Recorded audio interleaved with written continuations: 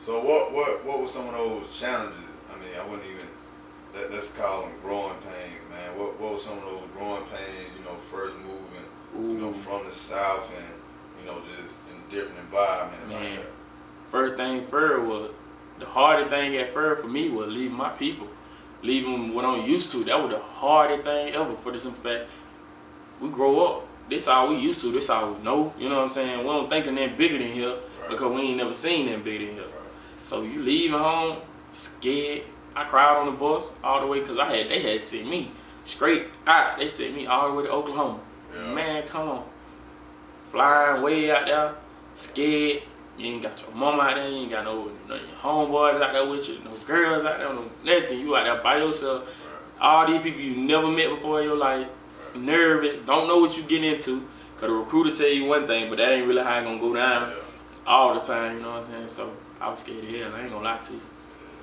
Yeah. What like, you know what I'm saying, kind of like kept you going and shit, like kind of, you know, because one thing about it, man, you know, you gotta have some type of discipline. Oh yeah. Some type of discipline. So like, what kind of kept you like in there? Like, the main thing was my mama, for real. Like she don't play no games. She wasn't gonna let up on me, you feel me? And I knew if I was gonna come back home, I couldn't go back to her career because she wasn't having that, you feel me? It got to be something going on for me to come back. I can't be coming back because I'm going crazy out here. I messed up what I did out here, you know what I'm saying? So that kept me grinding. My sister, you feel me? My little brother done like that. All my people, my cousins and all them, they kept me motivated. Every time they talk to me, like, bro, we proud of you.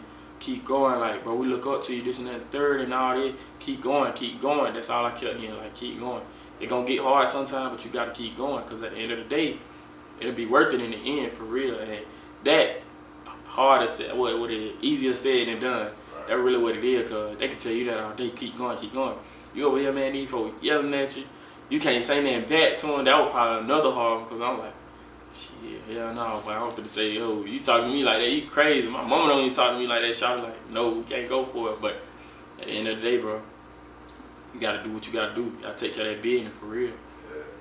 Like you speak, you know what I'm saying, highly on your mother, like, you know what I'm saying, like talk about like growing up, like did you grow up in a 1-parent home, 2-parent home? So growing up till we were about probably like 10. Yeah, probably about like 10. Only person that was in the house was my mama, you feel me? My biological pops, ain't no telling, man. He just been gone out the picture since I can remember, you feel me? Then she came across my stepdad, Rick. I talk about him in my music all the time. He came in the picture. And he been there ever since then. So he really like taught me the ropes. And you know what I'm saying? So it started out with 1 parent, you feel me? And just my mama, she raising 3 kids. A set of twins, cause I got a twin sister, my little brother, you feel me?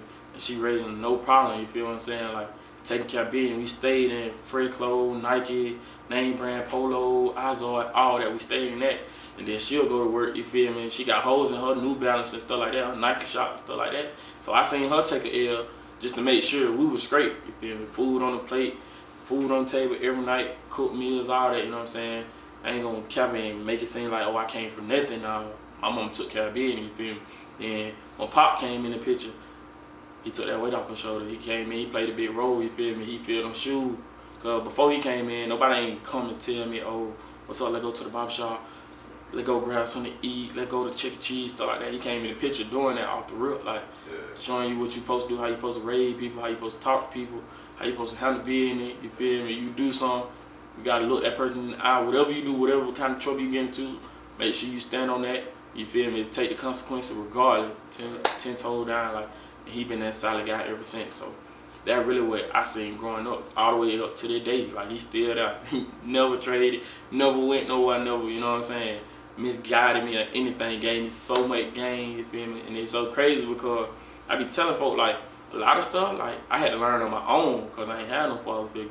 I ain't had nobody teach me how to fight, I ain't had nobody teach me how to tie a tie, shoot a basketball, none of that, you feel me? It's so crazy. I learned how to tie a tie off with YouTube. I went on YouTube how to tie a tie because I used to wear tie, you know, when you get in on game day, you gotta wear that tie to school. You gotta wear that shirt and tie. I'm like, I don't know how to tie no tie.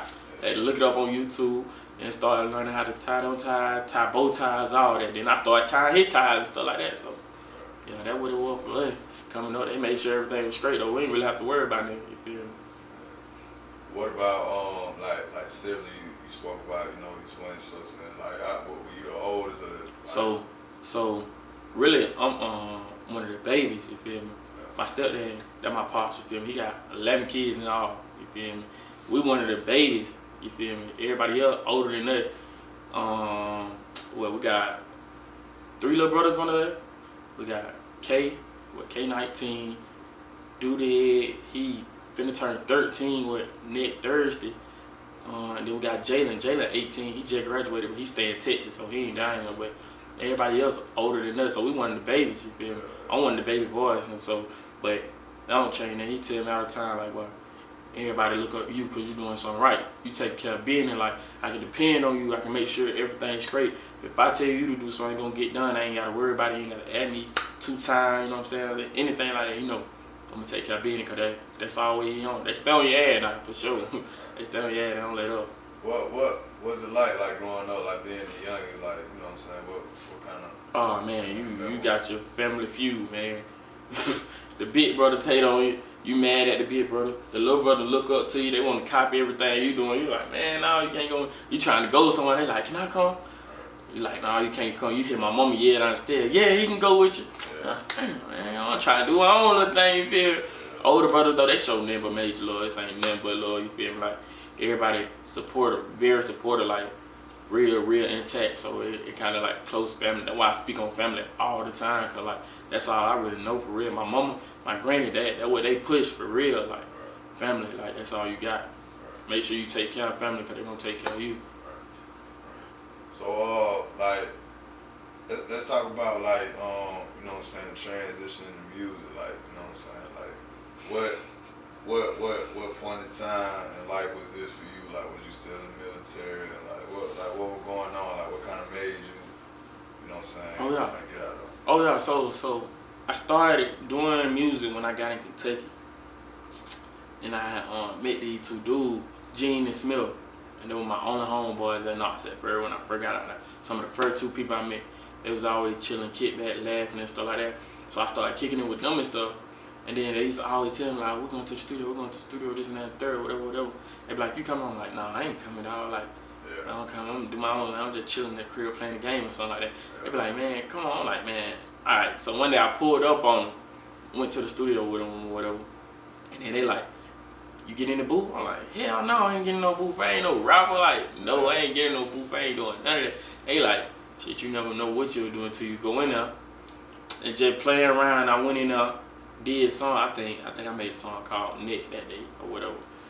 Just playing around, and they like, but that's the hardest thing we done heard ever. It's better than anything we've been doing. We're gonna stop recording just to produce your stuff, because at the time they were doing all that. Like, they were producing their own stuff, engineering their own stuff, everything. They're like, we'll stop what we doing, just have you recording and focus on you and stuff like that. I'm like, man, leave me alone, y'all niggas just gas me up, you feel? So then I think I had sent it to my cousin Brady. I think I might send it to him, you feel me? He like, what? It hard, like, you know what I'm saying? Sent it to my homeboy Keith, and at the time Keith was DJing, you feel me? That thing, you know, he was DJing somewhere. He might have FaceTime. He like, yeah, I'm playing your song. He like, bro, everybody keep asking me whose song this is. I told them they ain't believe it, you know what I'm saying? And I'm like, man, watch out. Like, nah, y'all playing. So then, after that, it just started going crazy. And then my pops had heard it. And my pop, he heard it. He like, okay. I think I had came home one weekend. He like, you give me a tape. That's all you gotta do, give me a tape. Show me that you really working toward it, what you wanna do. And after that, I invest in you. I give you whatever you need. I give you everything you need or whatever, however. Like, I'm gonna make sure that happen for you, and we're gonna take care of it. Man, I gave a shot of that tape, because at that point, they're like, okay, he for real now. So then, after that, I think I went back to Kentucky. I started writing like crazy. And I'm like, oh yeah, I gotta take it serious now. And I started taking it serious, and I started seeing the progression going.